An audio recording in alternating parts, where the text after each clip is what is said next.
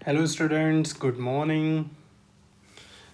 चलिए स्टार्ट करते हैं अपने नेक्स्ट पार्ट को, part 4 of continuous random variable.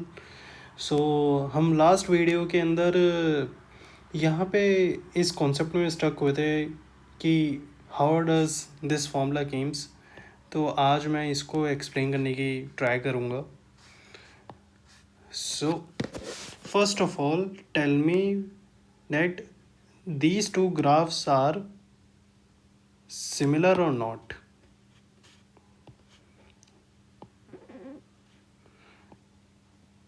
Yeah, on the first exposure with this graph, we can say that these graphs are similar until we don't get the values of mu and sigma here. So what happened? This graph can follow a different mu and sigma, and this graph also can follow a different mu and sigma. So मैं अगर compare करना चाहता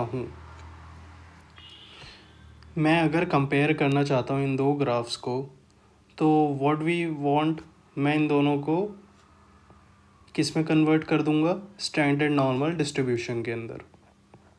x follows standard normal, it mean 0 and 1। अब मुझे mean अगर zero बनाना है suppose इसका, तो मैं ज़ीरो कैसे बना सकता हूँ? म्यू2 की वैल्यू को ज़ीरो बनाना है तो मैं क्या कर सकता हूँ? म्यू2 में से म्यू2 माइनस कर दूँ, इक्वल्स टू ज़ीरो। और अगर मुझे अपना स्टैंडर्ड डेविएशन 1 बनाना है, so what we can do? Standard deviation को स्टैंडर्ड डेविएशन से डिवाइड कर दो।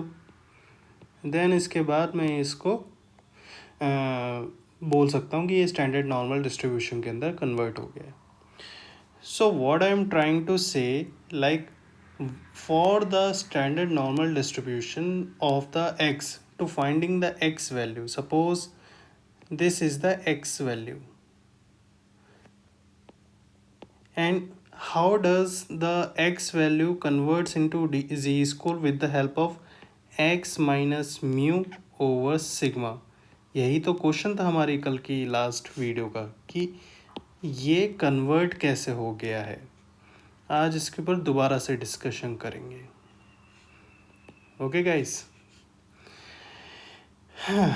देखिए यहाँ पे मेरे पास म्यू था, इस ग्राफ में मेरे पास म्यू की कुछ वैल्यू थी। यहाँ से लेकर यहाँ तक का जो डिस्टेंस है वो कितना है? डी है। और डी कितना है? X minus mu. Okay, let me just रब दीज थिंग्स।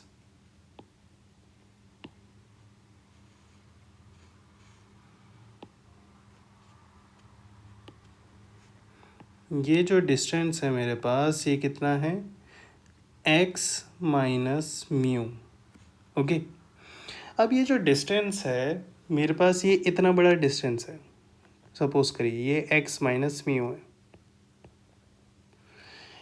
स्टैंडर्ड डेविएशन का काम क्या होता है? वो स्केल बताता है। स्टैंडर्ड डेविएशन की मदद से हमें पता चलता है कि हमारा नॉर्मल डिस्ट्रीब्यूशन का जो शेप है वो कैसा रहने वाला है। वो ये तय करता है कि वो जो बेल शेप कर्व है वो कैसा बनेगा। फॉर एग्ज़ाम्पल, अगर किसी नॉर्मल डिस्ट्रीब्यूशन का स्टैंडर्ड डेविएशन कम है तो इसका क्या मतलब है कि उसका ग्राफ वैसे बनेगा।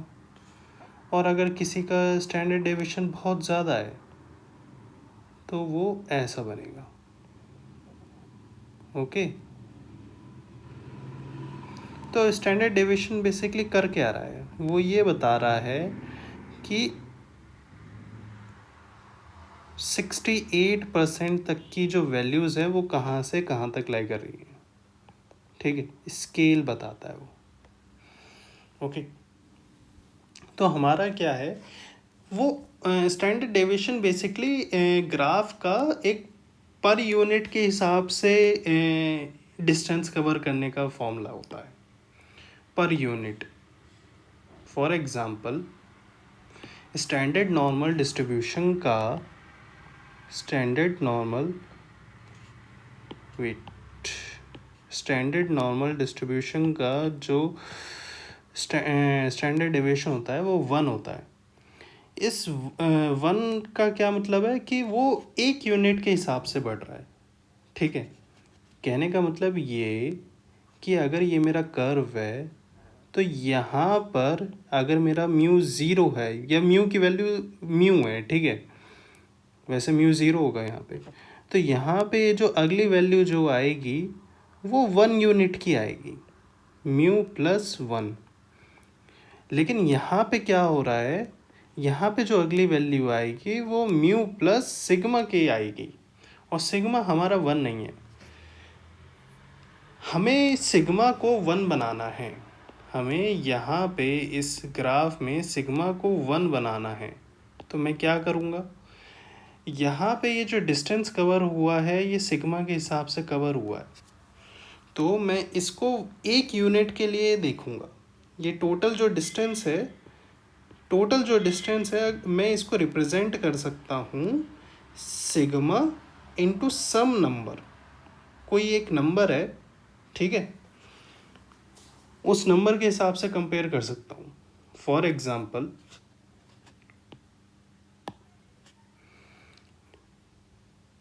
ये डिस्ट्रीब्यूशन है और यहाँ पे मेरा म्यू है और यहाँ पे मेरा एक्स है। ये डिस्टेंस कितना हो गया,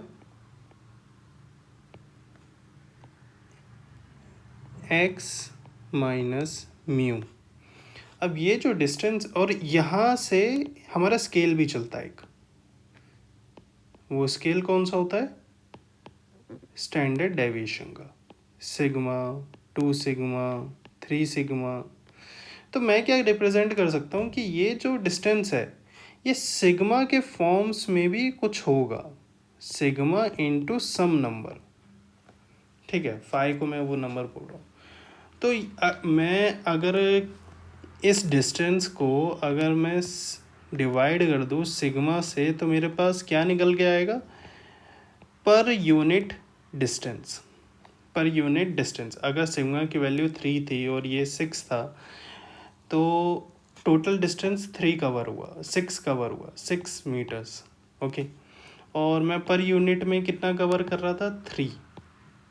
तो मेरे पास क्या निकल के आया, 2 की वैल्यू क्या निकल के आई, 5। Okay, so this is our z score.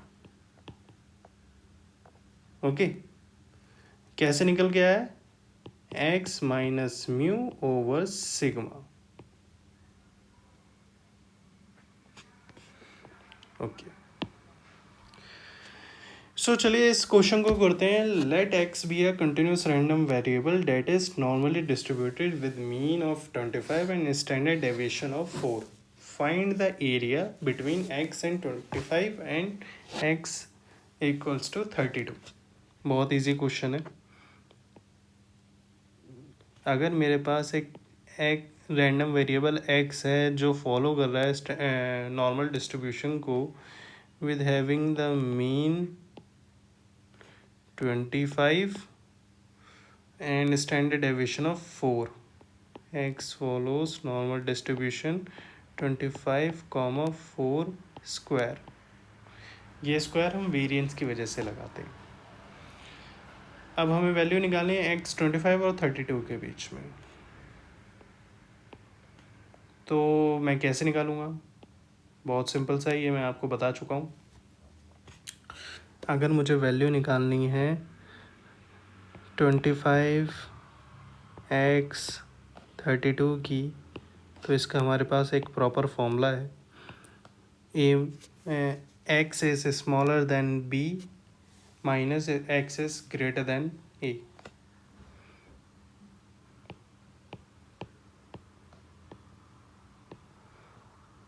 X is smaller than 25। Okay, अब मुझे इनको, अब मेरे पास कोई भी ऐसी टेबल नहीं है जिसमें, मतलब मेरे पास ऐसी कोई भी टेबल नहीं है जहाँ पे मीन की वैल्यू 25 हो और स्टैंडर्ड डेविएशन 4 हो। मेरे पास वैल्यूज़ किसकी हैं? स्टैंडर्ड नॉर्मल डिस्ट्रीब्यूशन की हैं। तो मैं एक काम करूँगा, मैं इसको कन्वर्ट कर दूँगा स्टैंडर्ड नॉर्मल डिस्ट्रीब्यूशन के अंदर। अब स्टैंडर्ड नॉर्मल डिस्ट्रीब्यूशन के अंदर कन्वर्ट करूँगा तो ये जो मीन की वैल्यू है ये तो ज़ीरो हो जाएगी, लेकिन ये जो 32 है, ये 32 क्या होगा?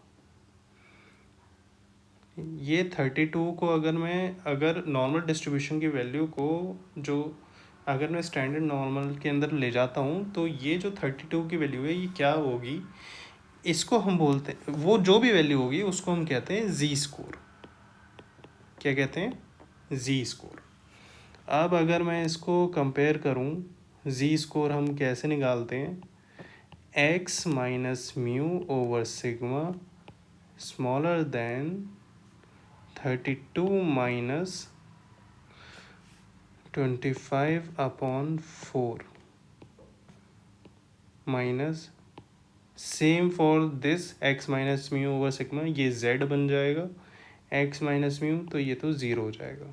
ठीक है, अब इसकी वैल्यू देखते हैं। Probability of Z equals to 32 minus 5, ये हो गया हमारा 5/7 minus probability of Z equals to this. Okay,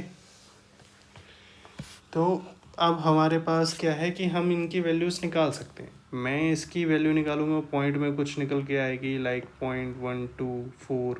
okay, अब मैं अपने जेड स्कोर की टेबल पे जाऊंगा। जेड स्कोर की टेबल 1.2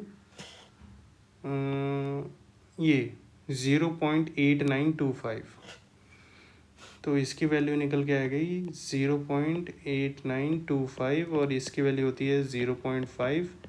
तो आप अगर इसको माइनस करोगे तो ये निकल गया है 0.3925। ओके, यहाँ तक क्लियर है? मैंने एक पार्ट कर दिया है, अब आप दूसरा पार्ट ट्राई करना। ओके, तो चलिए अब मेरा फेवरेट पार्ट पे आ जाते हैं इस चैप्टर के, वो है एप्लीकेशंस ऑफ नॉर्मल डिस्ट्रीब्यूशन। हम पढ़ क्यों रहे हैं? इसका यूज़ कहाँ आता है? इसका यूज़ कहाँ आता है वो समझने के लिए हमने इतना सब कुछ मेहनत करी है। हमने स्टैंडर्ड नॉर्मल को समझा, हमने ये समझा कि कैसे काम करता है नॉर्मल डिस्ट्रीब्यूशन, ग्राफ कैसा होता है एंड ऑल, उसकी सारी इक्वेशंस को समझा। अब इसकी एप्लीकेशन समझने का टाइम आ गया, तो इसका एक क्वेश्चन करते हैं। According to My survey and Credit Bureau data in 2008, college students carried an average of 3,173 debt on their credit card. Suppose that the current credit card debts for all colleges students have normal distribution with mean 3,173 and standard deviation 800. Find the probability that credit card debt for a randomly selected student is between 2109, 2109 and 3605. So basically क्या है कि एक study करी गई है, उसमें हर एक student का डेटा कलेक्ट किया गया है उनके डेबिट कार्ड का, क्रेडिट कार्ड के डेब्ट का। तो हर किसी का अलग अलग आ रहा था, लेकिन जब उन्होंने उसका मीन निकाला, फर्स्ट ऑफ ऑल उन्होंने चेक किया ये डेटा जो है वो नॉर्मली डिस्ट्रीब्यूटेड है या नहीं। नॉर्मली डिस्ट्रीब्यूटेड चेक करने के लिए हम चेक करते हैं कि स्क्यूनेस एंड कर्टोसिस की वैल्यू क्या है। स्क्यूनेस 0 होनी चाहिए, अप्रॉक्सीमेटली 0 होनी चाहिए, और कर्टोसिस की वैल्यू 3 होनी चाहिए। तो उससे पता चलता, plus there is a test called Shapiro test, वो हमें यूज़ करते हैं। देन इसके बाद हमें पता चल गया कि डेटा नॉर्मली डिस्ट्रीब्यूटेड है, तो फिर उन्होंने डेटा का मीन निकाला और स्टैंडर्ड डेविएशन निकाला। उन्होंने डेटा का मीन और स्टैंडर्ड डेविएशन हमें दे दिया है, हमें ये बता दिया है कि जो डेटा है वो नॉर्मल डिस्ट्रीब्यूशन को फॉलो कर रहा है विद हैविंग मीन 3173। मतलब कोई मतलब जितने भी बच्चे हैं उन सबका जो एवरेज है वो 3173 है और स्टैंडर्ड डेविएशन जो है वो 800 है। हमें निकालना है क्या प्रोबेबिलिटी होगी कि अगर किसी भी एक रैंडमली इंसान को हम पिक करें तो उसका जो डेप्थ है वो इस रेंज में फॉल करे, क्या प्रोबेबिलिटी होगी। और जितनी ज़्यादा प्रोबेबिलिटी होगी उतनी ज़्यादा हम श्योर होते जाएंगे उस रेंज के लिए। अब ये देखिए कितना कितना अच्छा एग्जाम्पल है। मतलब हमारे पास मीन था, हमारे पास स्टैंडर्ड डेविएशन था, अब हम उससे ये निकाल रहे हैं।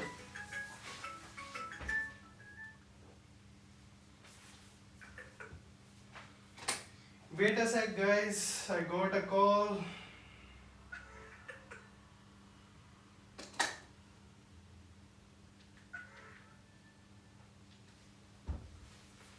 Sorry.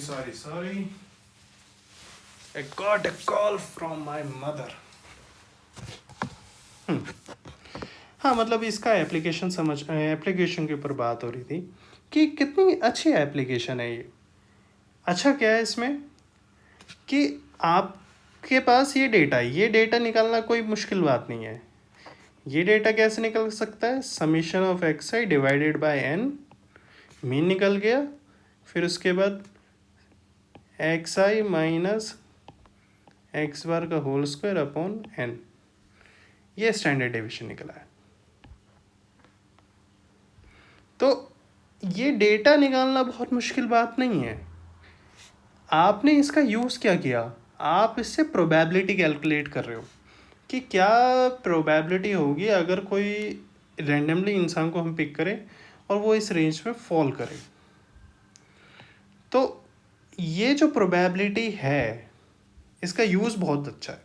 अगर हमें पता चल जाएगा कि इस रेंज में फॉल करने की प्रोबेबिलिटी बहुत ज़्यादा है तो हम क्या कर सकते हैं, ऐसे हमें मतलब अगर प्रोबेबिलिटी ज़्यादा हुई तो हम कुछ प्रोग्राम लॉन्च कर सकते हैं। अगर मुझे कोई प्रोग्राम लॉन्च करना है ऐसे स्टूडेंट्स के लिए, कोई डेबिट कार्ड लॉन्च करना है जहाँ पे मुझे पता चल रहा है कि यहाँ पे डेबिट कार्ड की जो रेंज इतनी है, तो मैं यहाँ पे अच्छे तरीके से यूज़ कर सकता हूँ। मैं डिसाइड कर सकता हूँ कि हाँ यहाँ पे जनरली प्रोबेबिलिटी इस रेंज में ज़्यादा है, तो यहाँ पे लॉन्च कर देते हैं एक कार्ड को जो हमें प्रॉफिट देगा इस रेंज में आने पे। मतलब कि एक डेबिट कार्ड कंपनी है, ठीक है, क्रेडिट कार्ड है बेसिकली, वो ये देखना चाहती है कि अगर मैं यहाँ पे अपने इस एरिया में अपना डेबिट कार्ड लॉन्च करता हूँ तो कितनी मतलब मैं प्रॉफिटेबल रहूँगा या नहीं रहूँगा। उन्होंने प्रॉफिटेबल के लिए मान लिया कि जो रेंज है हमारे को ये चाहिए, प्रॉफिट में रहने के लिए ये रेंज चाहिए, तो वो क्या करेंगे, इसकी प्रोबेबिलिटी निकाल लेंगे और जितनी ज़्यादा प्रोबेबिलिटी होगी वो उतने ज़्यादा श्योर होंगे। ठीक है ना। अब इसकी प्रोबेबिलिटी निकालेंगे कैसे, सबसे पहले तो हम क्या करेंगे, ये वैल्यूज़ को हम स्टैंडर्ड नॉर्मल के अंदर कन्वर्ट करेंगे। ओके, तो 2109, वैसे तो यहाँ मैं अलग अलग से करता हूँ, मैं जनरली क्या करता हूँ E-B करता हूँ, बट हम यहाँ पे भी कर सकते हैं। हम यहाँ पे कैसे कर सकते हैं, x minus 3173 divided by 800 x minus mu over sigma and 3605 minus 3173 upon 800। Okay, इससे क्या होगा, मेरी प्रोबेबिलिटी निकल आएगी, यहाँ पे एक नंबर होगा, देन z, देन यहाँ पे एक नंबर होगा। ठीक है, अब इसको हम दोबारा से उसी में कन्वर्ट कर लेते हैं अपने पुराने फॉर्मेट में। अब इंडिविजुअल की प्रोबेबिलिटी मैं निकाल के यूज़ कर सकता हूँ, तो मेरे पास आंसर निकल आएगा टेबल से। ठीक है ना। तो ये एक क्वेश्चन था जो मेरे पास था। आप ये वाला क्वेश्चन ट्राई करिए। Racing car is one of the many, मतलब इसके अंदर भी वही दे रखा है कि यहाँ पे मीन दे रखा है हमारे पास, स्टैंडर्ड डेविएशन दे रखा है डेटा से निकाल के, और यहाँ पे हमें बताना है कि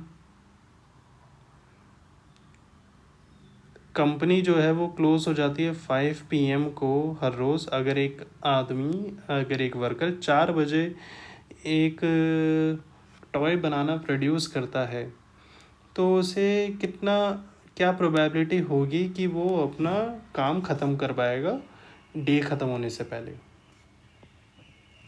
ओके, तो अगर मैं इसका बनाऊं तो मीन है हमारा यहाँ पे 55 मिनट्स, और स्टैंडर्ड डेविएशन हमारा हो गया 4 मिनट्स। तो हमें प्रोबेबिलिटी बतानी है कि वो 4 बजे से अगर शुरू करता है तो वो क्या पॉसिबिलिटी है कि वो 5 बजे तक अपना काम ख़त्म कर लेगा। ठीक है, कितनी प्रोबेबिलिटी है? तो ये कितने हो गए? 60 मिनट्स। ठीक है, तो हमें क्या बताना है? Probability from 55 to 5, this is 60। हमें ये वाली प्रोबेबिलिटी निकालनी है। x is time taken to make a toy. X is time taken is a time taken by a randomly picked person to make a toy. उसकी probability कितनी होगी अगर वो 60 मिनट से लेस में बनाएगा तो? ओके, सो ये प्रोबेबिलिटी भी हम सॉल्व कर सकते हैं। जेड स्कोर्स में इसको कन्वर्ट करिए, जेड स्कोर्स में इसको कन्वर्ट करिए, and then it can be done. Okay, then हमारे पास टॉपिक क्या है? एक ये क्वेश्चन और है, इस क्वेश्चन को ट्राई करिएगा, ये क्वेश्चन ट्राई करिएगा। सेम फॉर्मेट पे चलते हुए आ रहे हैं क्वेश्चन। मीन दे रखा है, स्टैंडर्ड डेविएशन दे रखा है, फिर उसके बाद एक वैल्यू दे देंगे, उस वैल्यू के हिसाब से हमें काम करना है। ये हमारा नया टॉपिक है, ये हम कल शुरू करेंगे। सो वीडियो देखने के लिए thank you so much. Channel को सब्सक्राइब कीजिए, लाइक कीजिए, वीडियो को सब्सक्राइब कीजिए, शेयर कीजिए, और अपना ऐसे ही प्यार बनाते